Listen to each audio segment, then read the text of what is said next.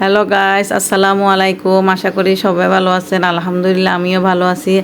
আজকে আমার 50 পিস মোমোর প্যাকেটের অর্ডার ছিল। আমি সেই জন্য সব আলাদা আলাদা করে কেটে এখানে গাজর, আলু, পেঁয়াজ, ধনেপাতা, চিকেন সব রাখছি। এখন আলাদা করে ব্রেড করে করে আলাদা আলাদাভাবে এখন আমি গাজরটা গ্রেট করে চিপে নিচ্ছি।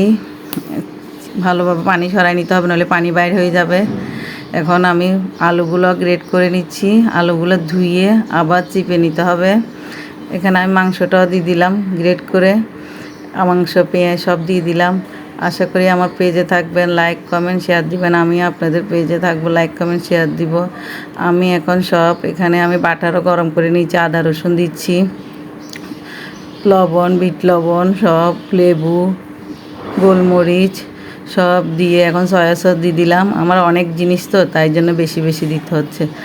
আপনারা অল্প করলে আপনাদের পরিমাণ মতো দিয়ে ভালোভাবে মাখাই নেবেন। দেখেন আমার এগুলা কি সুন্দর হয়েছে, বাচ্চারা খাবে।